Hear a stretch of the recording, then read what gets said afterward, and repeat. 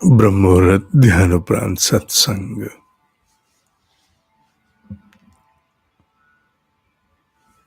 संभवतः भाग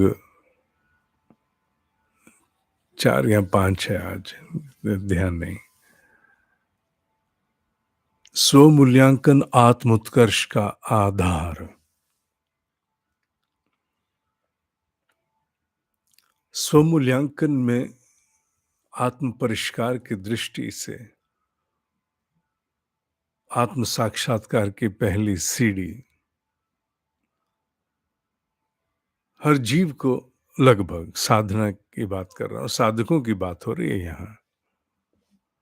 साधकों में प्रत्येक जीव को लगभग लगभग अपनी जीवन की कमी का बोध है, पर वो दोष अस्तित्व बन करके रह रह के सरक करके आता है और त्रस्त करता है।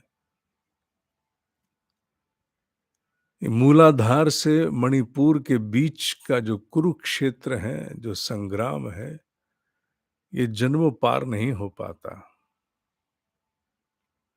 चूंकि जो कोई भी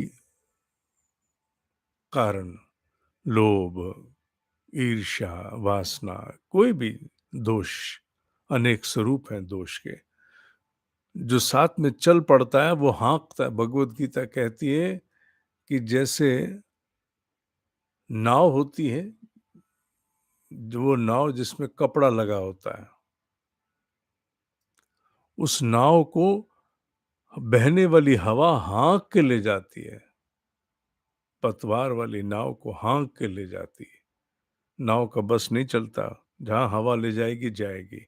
उसी प्रकार जिस भी दोष से, ये शब्द है, जिस भी दोष से, अध्याय 2 में है ये, जीव प्रभावित होगा, वो उसे तूफान की वायु की भांति हाँक करके ले जाएगा, उसका बस ही नहीं चलेगा। और वो दोष उसे हाँक सकने की क्षमता रखता है, एक जन्म नहीं, एक जन्म नहीं, कई जन्म।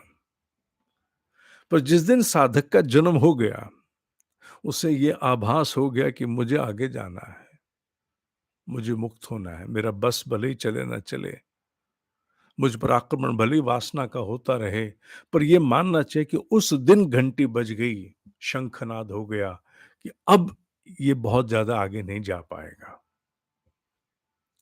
क्योंकि उसका निर्वाह तभी तक है जब तक ये बोध ही नहीं होता कि इसने मेरी प्रगति को रोका हुआ है, इसे मुझसे हट जाना चाहिए। मैंने पहले कहा, बस चले या ना चले उसको छोड़ दो। बस नहीं चलता, माया रचित है दोष, कैसे बस चल जाएगा। पर यह बात जान लो कि जिस दिन ये आरंभ हो गया, उस दिन शंखनाद है, और वो शंखनाद साधक में होता है, तभी साधक साधना में आता है, अन्यथा साधक साधना में आ नहीं सकता। भीतर के घटनाक्रम का बोध साधक को कुछ नहीं होता। तुम्हारे मोबाइल में टेक्नोलॉजी किस प्रकार काम कर रही है, सैकड़ों एप्स पता नहीं क्या क्या कर रहे हैं, तुम्हें कुछ नहीं, तुम्हें बस स्क्रीन पे एप्लीकेशन जो हो रहा है वो दिख रहा है, बस पीछे का घटनाक्रम नहीं पता। पर जो टेक्नोलॉजी के लोग हैं, जिनको और नया विकास करना है, जिन्हें इसमें सुधार करना है, उत्कर्ष करना है, उन्हें पीछे जाना पड़ता है। और तुम इस समय साधना के द्वारा इस अध्यात्म जगत, अध्यात्म किसे कहते हैं मालूम है? चेतना के विज्ञान को कहते हैं अध्यात्म। तुम चेतना के वैज्ञानिक, अर्थात अब तुम एक स्व अनुसंधान पर चल पड़े हो, एक अपनी मीमांसा पर तुम आ गए हो, इन्वेस्टिगेशन कर रहे हो अपना, तुम एग्जामिन कर रहे हो अपने आप को, देख रहे हो। तो दोष और अपना आपा, इन्हें अब अलग करके देखना होगा। मैं ये नहीं कह रहा कि तुम प्रभाव से मुक्त हो जाओगे ना, बिल्कुल नहीं कहा, प्रभाव से मुक्त नहीं होगे। पर जो शंखनाद हुआ है उसमें कुछ तो होगा, कुछ नहीं बहुत कुछ होगा। तुम अब अपना आपा और उस दोष को अलग अलग देखोगे, वो कब कब आकर के आक्रमण करता है,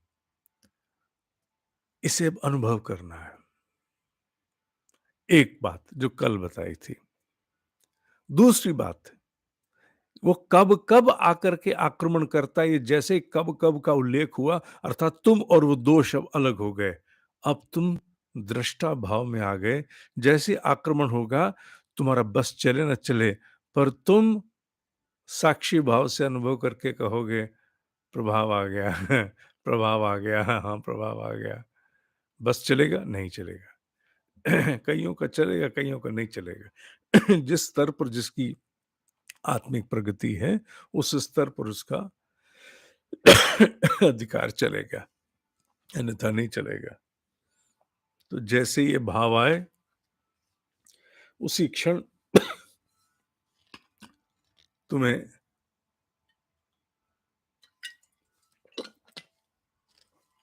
उसी क्षण तुम्हें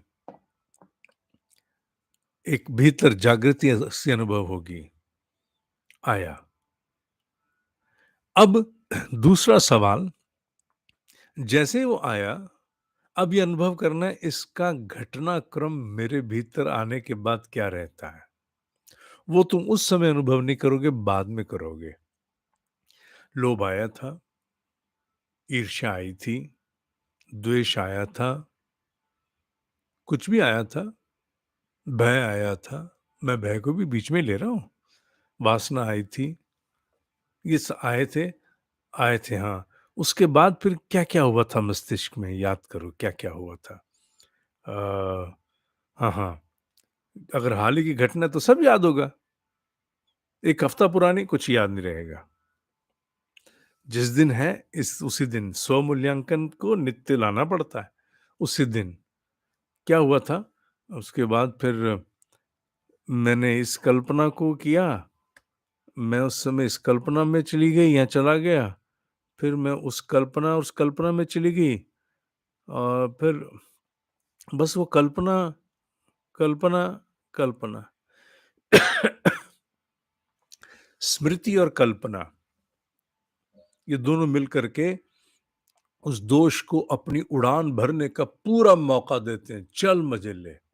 एक इंजन बन जाता है, एक ईंधन बन जाता है। स्मृति और कल्पना, स्मृति और कल्पना, ये किसी भी दोष को हम पर आधिपत्य बनाने के लिए इंजन और ईंधन बन जाते हैं और हम हाँ के चले जाते हैं, हाँ के। तुम घटनाक्रम को याद करो, क्या-क्या हुआ था? बस चलेगा तुम्हारा? नहीं चलेगा अभी, पर तुम करो तो सही जो कर रहे हो। इसे क्या कहेंगे? उपनिषद में अंतिम शब्द है सद, उपनिषद। अब ये क्या हो रहा है? ये सद हो रहा है। क्या? सद। सद माने ढीला, ढीला, ढीला। सद माने ढीला, ढीला, ढीला। अब ये ढीला हो रहा है। कौन ढीला हो रहा है? दोष। जिसने जन्मों हाँका है आकर के, जन्मों हाँका है। अब वो ढीला हो रहा है। क्यों? क्योंकि अब वो दिख रहा है। अभी तक दिखा ही नहीं था। रावण के 10 भी सिर हों तो चिंता नहीं है, दिखे तो। और रावण विचार बन जाए, रावण भाव बन जाए, रावण कल्पना बन करके भीतर चला जाए तो दिखेगा? नहीं। फिर तो रावण तुम्हारा अपना आपा हो गया। इसीलिए कहते हैं कलयुग में असुरता के बाहर अलग चेहरे नहीं होते। असुर भाव विचार बन करके जब रच पच जाता है, तो पहचान कैसे करें, किसकी करें? वो तो कण-कण में व्याप्त हो गया ना। अब उसे वहीं से बाहर निकाल के बाहर करना है, एक्सट्रिकेट करना है, निकाल के बाहर फेंकना है। इसीलिए उसकी हर मूवमेंट को ऑब्जर्व करना पड़ेगा, किसमें? अपनी ही चेतना में। हमारी ही चेतना में वो घुल गया, हमारी सजगता की उस बीम में वो खो गया। अब अपनी सजगता में से उसको बीनना है। सजगता की बीम, बीम अंग्रेजी का शब्द है, प्रकाश का बीम। प्रकाश की जो एक लपट जाती है ना, बीम, और बीनना हिंदी का शब्द है, अलग-अलग बीन लेना। तो हमारी चेतना की बीम में से दोष को बीनना है। और वो इसी तरह से होगा। चिन्हित करना है, आइडेंटिफ़ाई करना है, ये दोष आया। जब आएगा तो पता लग जाएगा, आने के बाद वो क्या कर रहा है ये तो बाद में पता लगेगा। और फिर उसको अनुभव करना, क्या-क्या हुआ था? क्या-क्या हुआ था? बस ये अनुभव करना है, बस ये अनुभव करना है। इससे क्या होगा, मैंने बताया ना, बात को फिर दोहरा कर मैं पूर्ण करूँगा, इससे ये होगा कि इससे तुम अब एक दृष्टा भाव में चले जाओगे। अब तुम एक अनुभवकर्ता बन गए। Now you are watching, vigilant. अब तुम सजग हो, जागरूकता विकसित हुई है, अनुभव कर रहे हो, बस नहीं चल रहा, अनुभव कर रहे हो। You are watching, not in control but you are watching. तो अपने उस दोष को तुम अब अनुभव कर रहे हो। अनुभव के क्रम बस इतने ही हैं? नहीं, 8 से 10 हैं। अभी तो केवल 2 का उल्लेख किया। उसके आने का, उसके आकर के घटनाक्रम को फैलाने का, आने का, आकर के घटनाक्रम को फैलाने का, बस अभी यही उल्लेख हुआ है। आज के लिए इतना ही। ओम ही सत्य है, ओम ही सत्य है, ओम ही सत्य है। श्रीमद् भगवद गीता की भी संभवतः कल कक्षा है।